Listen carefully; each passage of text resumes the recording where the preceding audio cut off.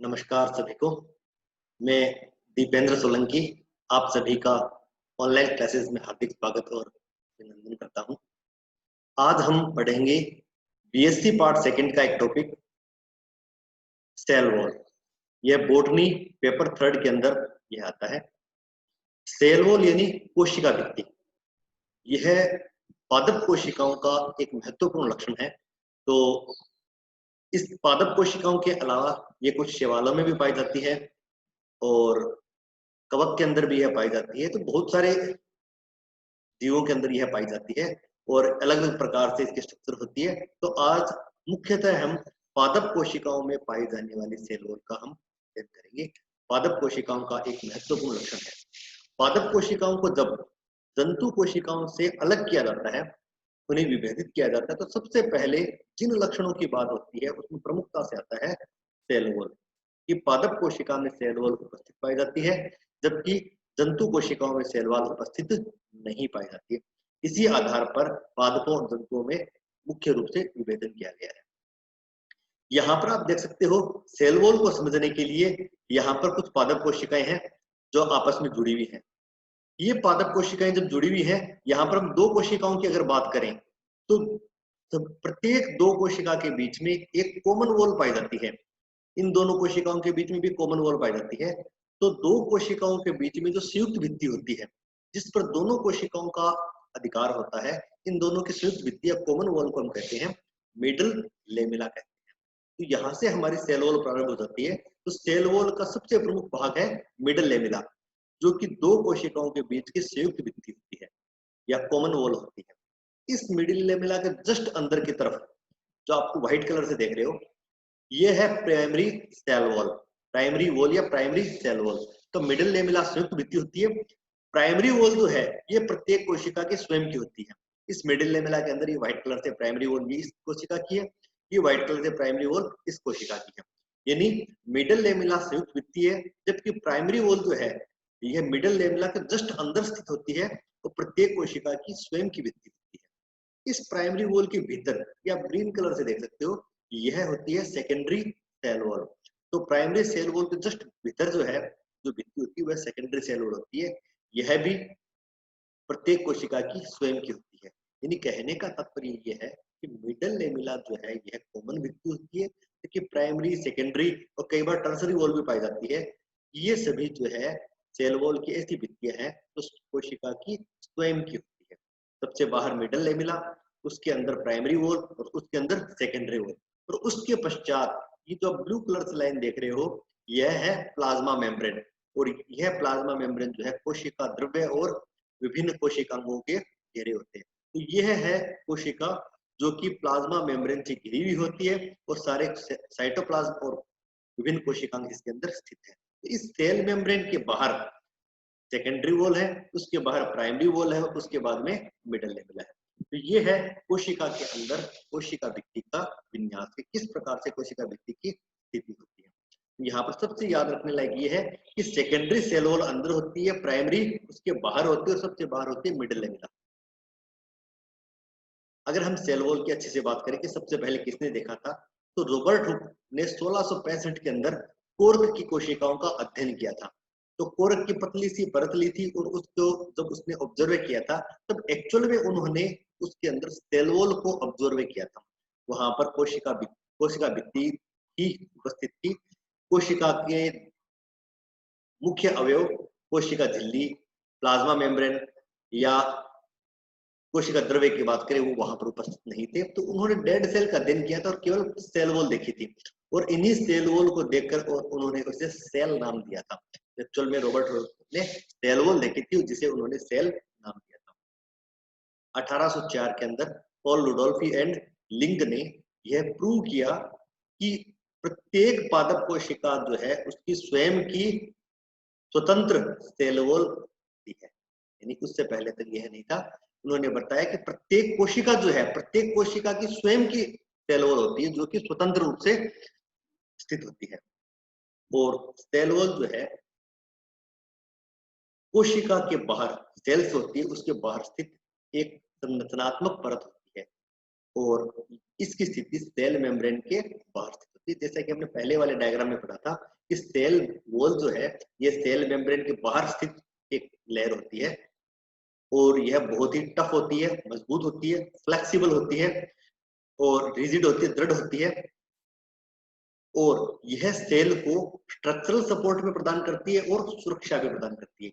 यानी यह cell wall कोशिका की संरचना का भाग भी होता है और कोशिका को सुरक्षा प्रदान करने का काम भी करती है। तो एक तरीके से अगर देखा जाए तो सेल वॉल जो है कोशिका के बाहर स्थित इसका स्केलेटन की तरह काम करती है।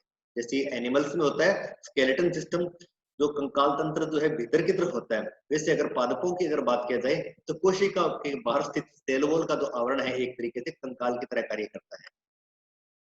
अब हम बात करते हैं सेल वॉल की इन लेयर्स के बारे में थोड़ा डिटेल से। जैसा कि हमने पढ़ा था मिडिल लेमिला या इसे हम कहते हैं मध्य पटलिका, हिंदी में इसका नाम है मध्य पटलिका। और हमने बात की थी पादप कोशिकाओं की यह सबसे बाहरी परत होती है, आउटर मोस्ट लेयर होती है। ये पादप कोशिकाएं जो होती है उनकी सबसे बाहरी भित्ति होती है और यह पादप कोशिकाओं को जोड़ने का कार्य करती है। और इस मिडल लेमेला का जो मुख्य भाग होता है उसके अंदर पेक्टिन उपस्थित पाए जाते हैं, विभिन्न पेक्टिन पदार्थ पाए जाते हैं और यही पेक्टिन पदार्थ जो है इस मिडल लेमेला का मुख्य भाग होते हैं। इसके अंदर इसे स्टेबिलिटी, मिडल लेमिला जो है सबसे बाहरी परत है तो इसे स्टेबिलिटी प्रदान करने का काम करती है और इसके अंदर प्लाज्मोडेस्माटा भी स्थित होते हैं। प्लाज्मोडेस्माटा वे संरचनाएं होती है जो एक पादप कोशिका को दूसरी पादप कोशिका से जोड़ने का काम करती है और इनके द्वारा दोनों पादप कोशिकाओं के बीच में विभिन्न पदार्थों का विनिमय होता है। यानी प्लाज्मोडेस्माटा दो पादप कोशिकाओं को जोड़ती है जिससे इन दोनों कोशिकाओं के मध्य विभिन्न पदार्थों का विनिमय होता है। सबसे पहले मिडल लेमिला का निर्माण जो होता है यह साइटोकाइनेसिस के दौरान होता है। कोशिका विभाजन जब होता है, कोशिका विभाजन के अंतिम प्रावस्था होते हैं साइटोकाइनेसिस यानी कोशिका द्रव्य विभाजन। तो जब कोशिका द्रव्य विभाजन होता है उस समय दो कोशिकाओं के मध्य सेल प्लेट बनती है और यही सेल प्लेट जो है इसी से चलकर मिडल लेमिला का फॉर्मेशन होता है। यानी मिडल लेमिला का निर्माण कोशिका विभाजन के समय होता है। कोशिका विभाजन के पश्चात बनने वाली प्रथम परत जो होती है यह मिडल लेमिला होती है और इसका निर्माण कैल्शियम और मैग्नीशियम पेक्टेट से होता है। इस प्रकार कैल्शियम मैग्नीशियम पेक्टेट मिलकर मिडल लेमिला का फॉर्मेशन करते हैं। सेल वॉल की लेयर को हम एक बार दोबारा इस लाइन डायग्राम के द्वारा देख सकते हैं। सबसे बाहर यहाँ पर हम मिडल लेमिला की बात कर रहे हैं। कोशिका की सबसे बाहरी परत है मिडल लेमिला, जिसे आप ब्लू कलर से देख सकते हैं। इसके अंदर जो है पर्पल कलर की लेयर है, बैंगनी कलर की लेयर है, जिसे हम प्राइमरी वॉल का। उसके अंदर जो है तीन लेयर दिखाई दे रही है आपको, S1, S2 और S3। ये है सेकेंडरी वॉल, ग्रीन कलर से जो लेयर दिख रही है ये सेकेंडरी वॉल। इसके अंदर जो ल्यूमन है यह कोशिका का भाग होता है। सामान्यतया जब सेकेंडरी सेल वॉल की भित्तियां बहुत ज्यादा मोटी हो जाती है उस समय कोशिका के अंदर उपस्थित कोशिका द्रव्य और कोशिकांग जो नष्ट हो जाते हैं और इसीलिए जो है यहाँ पर कोशिका के अंग नष्ट होने से यहाँ पर ल्यूमन पाए जाते हैं। तो मिडल लेमिला जो है सबसे बाहर, फिर प्राइमरी सेल वॉल उसके अंदर, फिर सेकेंडरी सेल वॉल उसके अंदर। प्राइमरी सेल वॉल जो कि हमने बात की थी मिडल लेमिला और सेकेंडरी सेल वॉल के मध्य में होती है। मिडल लेमिला के पश्चात बनने वाली परत है यह है। तो प्राइमरी सेल वॉल का निर्माण चूंकि मिडल लेमिला के पश्चात होता है, प्राइमरी इसलिए कहा है क्योंकि मिडल लेमिला के निर्माण के पश्चात सबसे पहले जो सेल वॉल बनती है वह प्राइमरी सेल वॉल होती है और इसका निर्माण स्वयं प्लांट सेल के द्वारा किया जाता है। मिडल लेमिला तो दो कोशिकाओं के बीच की संयुक्त भित्ति थी, लेकिन स्वयं कोशिका के द्वारा निर्मित होने वाली प्रथम भित्ति जो है यह प्राइमरी सेल वॉल होती है। यह बहुत ही पतली होती है, फ्लेक्सिबल होती है और एक्सटेंसिबल होती है। एक्सटेंसिबल का मतलब ये होता है कि जैसे जैसे कोशिका अपने आकार में वृद्धि करती है वैसे वैसे प्राइमरी सेल वॉल जो है यह भी अपने आकार में परिवर्तन करती है, इसीलिए यह फ्लेक्सिबल होती है और इसमें तनन सामर्थ्य पाया जाता है। यह लंबाई में खींच भी सकती है। इसका निर्माण सेलुलोज के द्वारा, पादप कोशिका का मुख्य भाग, पादप कोशिका भित्ति का मुख्य निर्माण जो है सेलुलोज के द्वारा ही होता है। तो प्राइमरी सेल वॉल का निर्माण सेलुलोज के द्वारा। इसके अलावा इसमें हेमिसेलुलोज या जाइलोग्लूकेन प्रेजेंट होते हैं और मिडल लेमिला के समान पेक्टिन भी प्रेजेंट होते हैं, लेकिन मुख्य भाग इसका सेलुलोज का ही होता है और इसे जोड़ने का काम जो है ये हेमिसेलुलोज और पेक्टिन पदार्थ करते हैं। कुछ पादपों की जो बाह्य एपिडर्मिस होती है, बाह्य परतें जो होती है उसे हम एपिडर्मिस कहते हैं। इस एपिडर्मिस के ऊपर क्विटीन और वैक्स की लेयर भी होती है। जो कि जो है इसे जल के प्रति अपारगम्य बनाने का काम करती है। हालांकि प्राइमरी सेल वॉल जो होती है ये पारगम्य होती है और ये करीब 30 से लेकर 60 किलो डाल्टन तक के साइज के अणुओं के लिए पारगम्य होती है। तो प्राइमरी सेल वॉल जो है एक पारगम्य सेल वॉल होती है। सेकेंडरी सेल वॉल जो कि प्राइमरी सेल वॉल के अंदर होती है, यह काफी मोटी परत होती है। जैसा कि आपने पीछे डायग्राम में देखा था, काफी मोटी परत है, कई परतों से मिलकर बनी होती है, S1, S2, S3 ऐसे कई लेयर है। तो सेकेंडरी सेल वॉल बहुत ही मोटी होती है और प्राइमरी सेल वॉल के अंदर स्थित होती है। इस सेकेंडरी सेल वॉल का मुख्यतः निर्माण होता है लिग्निन के द्वारा। 10 से लेकर 25% तक इसमें लिग्निन पाई जाती है। लिग्निन की खास बात क्या होती है, ये बहुत ही मजबूत होता है और इसी वजह से जो वुड होती है, लकड़ी जो होती है, इस लकड़ी के अंदर लिग्निन की मात्रा अगर अच्छी होती है तो उस लकड़ी की स्ट्रेंथ और डेंसिटी जो है बहुत ही अच्छी होती है। तो अच्छी वुड के अंदर लिग्निन की मात्रा भी अच्छी होती है। इसके अलावा इसमें सेलुलोज फाइबर 35 टू 50% तक होते हैं और हेमिसेलुलोज भी 20 से 35% तक होता है। लेकिन इस सेल वॉल का मुख्य भाग जो होता है लिग्निन होता है। तो यह लिग्निन जो है काफी इसे ठोस परत बनाने का काम करता है। यहाँ पर हम सेल वॉल को परत को हम थोड़ा सा अच्छे माइक्रोस्कोप की सहायता से देख सकते हैं। एक एक चीज यहाँ पर क्लियर है। ये यहाँ पर मिडिल लेमेला प्रेजेंट है, ये प्राइमरी सेल वॉल प्रेजेंट है। इस प्राइमरी सेल वॉल के अंदर आप देख सकते हो ये सेलुलोज के ब्लू कलर से दिखाई दे रहे हैं, ये आपको सेलुलोज के माइक्रोफाइब्रिल्स है। ये एक परत में स्थित है सेलुलोज के माइक्रोफाइब्रिल्स, ये माइक्रोफाइब्रिल्स की दूसरी परत है और इन दोनों को क्रॉस लिंकिंग के द्वारा जोड़ने का काम करते हैं सेलुलोज के दूसरे माइक्रोफाइब्रिल्स।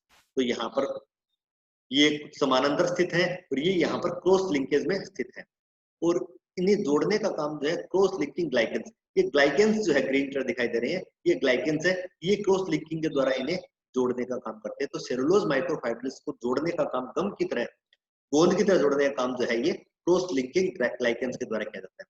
इसके अलावा ये पेक्टिन पदार्थ है, ये पेक्टिन पदार्थ भी प्राइमरी सेल वॉल का, तो आप यहाँ देख सकते हो प्राइमरी सेल वॉल जो है इसमें किस प्रकार से सेलुलोज के माइक्रोफाइब्रिल्स है। ग्लाइकेन जो है यहाँ पर ये हेमिसेलुलोज के मॉलिक्यूल्स है, तो सेलुलोज हो गए, हेमिसेलुलोज हो गए और पेक्टिन पदार्थ हो गए, ये सारे मिलकर जो है एक निश्चित अरेंजमेंट में मिलते हैं और प्राइमरी सेल वॉल का निर्माण करते हैं।